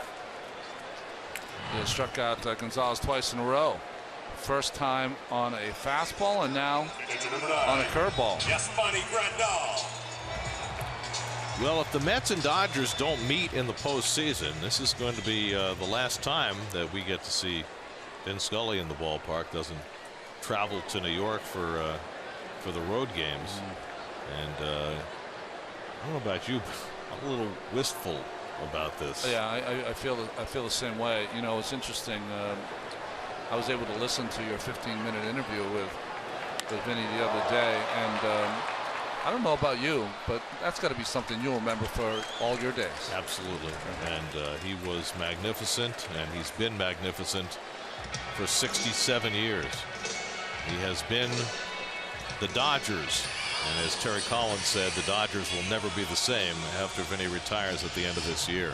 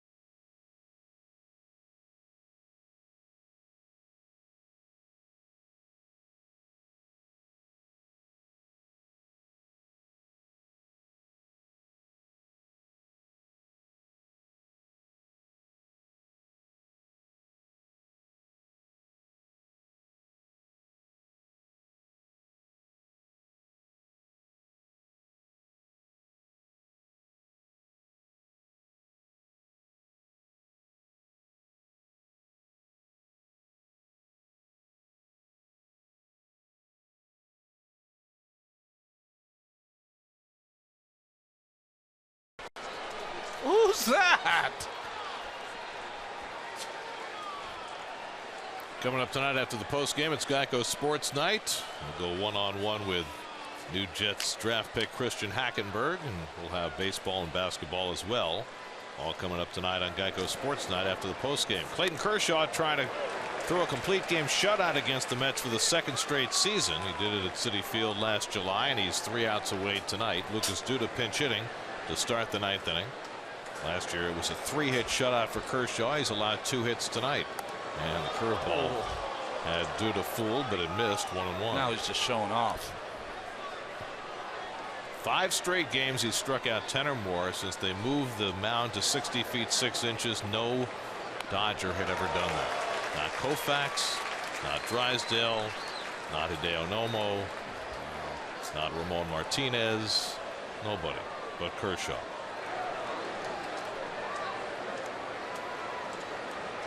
One-two coming, and the curveball struck him out. That's 11 for Kershaw. 1 down in the 9th. Let's check out what's coming up on WB Mason post-game live. Gary Apple, Nelson Figueroa, guys. Right fielder number 3, Curtis Granderson.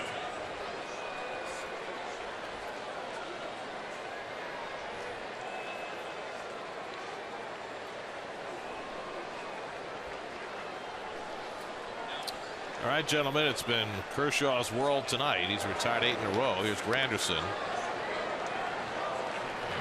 I mean, really, I feel like he's showing off now, showing this curveball. Bottom drops out, no chance for Lucas. Granderson has one of the 2-man hits tonight. He doubled his last time up. It's gotta be fun to be an infielder and watch a guy like Kershaw pitch, because you get a great view from where Utley was.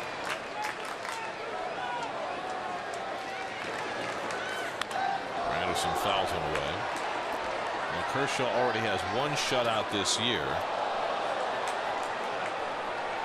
It was a 1-0 shutout where he drove in the only run. He's got 13 shutouts in his big league career. And 11 strikeouts tonight.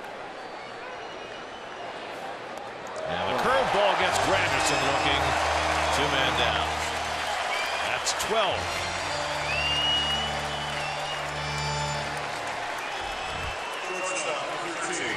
For the season now, Kershaw has walked 4 and struck out 76. Like he's from another planet. Yes, he is. Well, last night's game belonged to Noah Syndergaard. This one has been the property of Clayton Kershaw. That's down to their final out as Dribble Cabrera at the plate.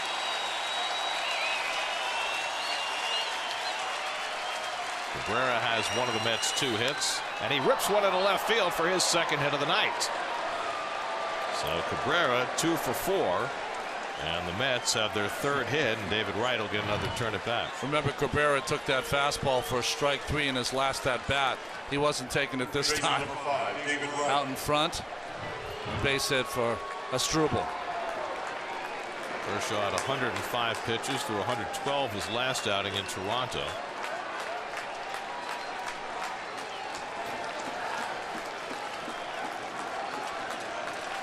David looking for his first hit in this series. 0 for 2 tonight, 0 for 9 in the series. Gonzalez will play behind Cabrera at first.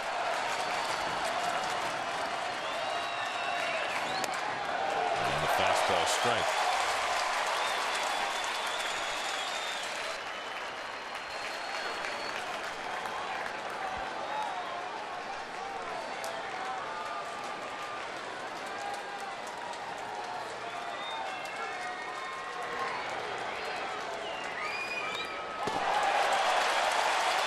Mets are down to their final strike.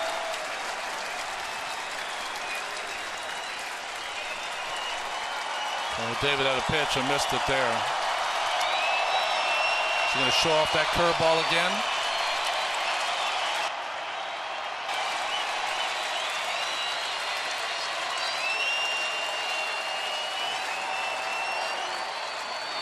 And Kershaw just balked. And Cabrera will go to 2nd. Just a little flinch.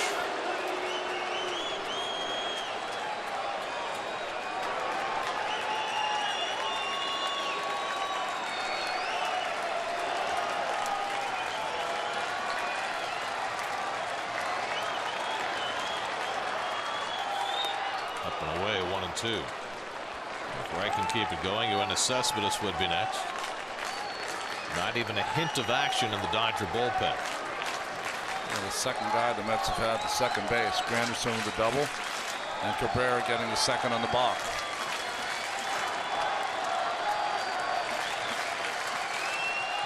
One and two to Wright, and the curveball strikes him out, and that'll do it. 13 strikeouts for Clayton Kershaw, and for the second straight year, he throws a 3-hit shutout against the Mets. His 14th career shutout, his 5th consecutive game of 10 or more strikeouts. Clayton Kershaw at his dominant best as the Dodgers get a split of the 4-game series with a 5-0 win. Just no contest. ERA now stands at 1.74 for Kershaw, who finally allows himself a little bit of a smile, and he has started the season on a roll.